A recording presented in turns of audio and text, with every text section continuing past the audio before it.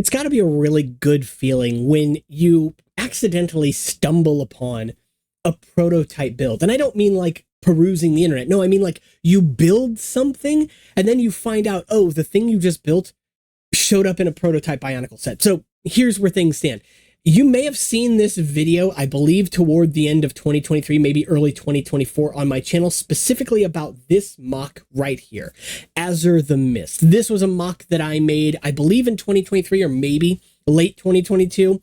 And this was specifically for 2008 Bionicle. So as you can see, a sort of insectoid look. It was inspired by the head build that I came up with here. And so I made a body to finish it. And it's just a really lovely build. But in general, the thing that I'm really kind of excited about on this build now that has new meaning to me in light of recent events is the leg build specifically. That build being this right here, which we're going to go back to full screen so you can see it. Not because it does anything particularly special. I mean, there's some pretty cool techniques going on in here. The way that the Hordika neck is connected through the leg itself. You got some armor and stuff on the top, but the overall assembly of the parts involved, because as it turns out recently, we had some prototype Bionicle sets revealed. I'm going to save some information on that because they've since somewhat been scrubbed for reasons, but this build specifically uses the same leg design, or just about, right? It's the same base pieces. You've got the Avmatorn limb at the knee joint. You've got this lengthened joint right here. Now, this isn't entirely new. Don't get me wrong. Obviously, we had the Gorost set from 2008 that did a similar thing to this. So it's not like I discovered something mind-blowing or anything here. But it is just really cool to see that a build that I sort of figured out for my own character that fit in with the aesthetic that I was going for was thought about, at the very least, in terms of 2008. I actually wish they'd kind of kept this build specifically for Strack. Strack is one of my favorite character designs from 2009 for several reasons, which is funny because it was not the case when he first was revealed. I didn't really care for him, not because of his design. I liked his design. His helmet, I was a little iffy on at the time, but it's definitely grown on me. But the axe build, the way it kind of bends, that's not how an axe should work, but whatever, I can ignore that. Fantasy world, right? But that said, though, the actual build here is really pretty cool. I'm going to be honest. Now, I do like the build we ended up with, but had it been a hybrid of this, where we got the torso that we got in the official model with the cool way that the Inika shoulder pad is used for armor on the chest, but then got these legs, I really think that that character would have just brought about sort of a new era to Bionicle. And what I mean by that is, I don't mean this design specifically, but we know in 2009, LEGO was experimenting a little more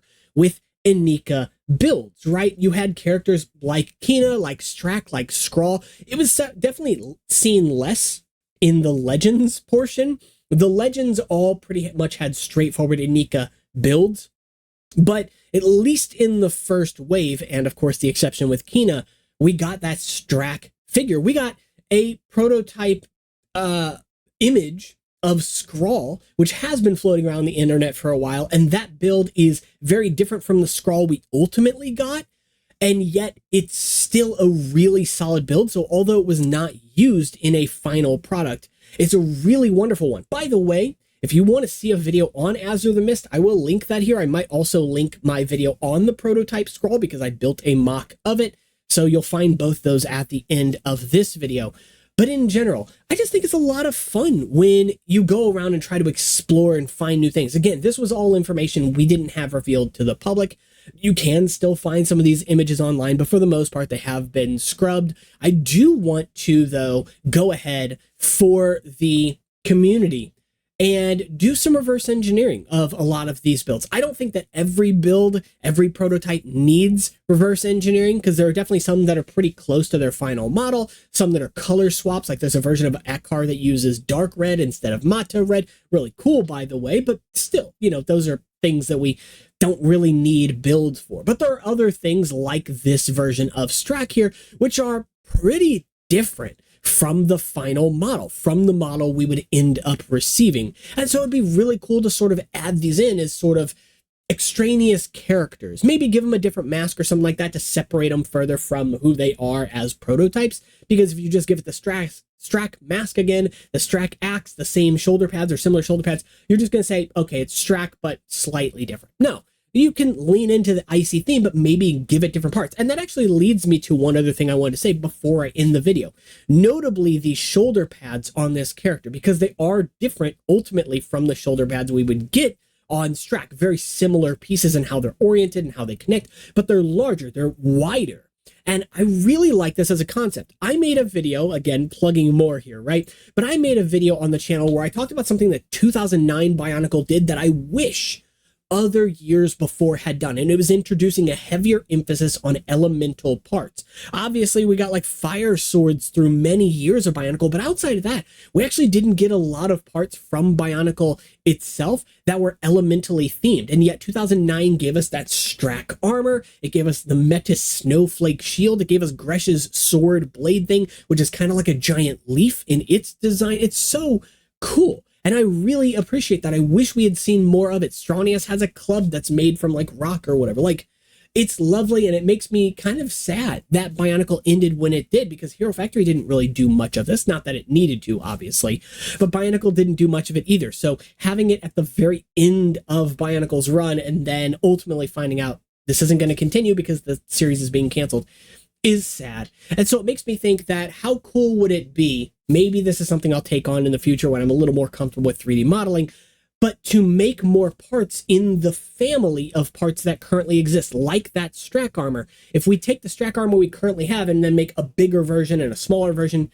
I have thought about this in the past, not to this degree, but in general, I wanted to do like an armor that was a sprawling network of roots, for example, for a jungle character, and just little things like that. So it would be lovely to see more stuff like this. This is another example of something kind of similar where I made this, and I showed this off recently in a video too, but where I made this Stronius knee ankle guard piece, right? It fits very much in line with the Legend sets because they introduced the ankle guard, but it's obviously a very different overall mold at the end of the day. I cannot wait to make some of these in black as well.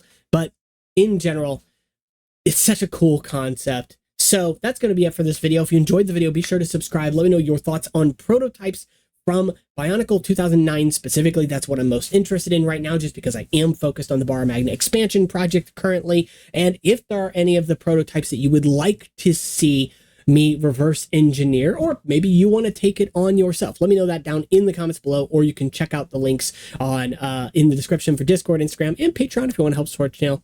I'll see you all in the next one. Take care.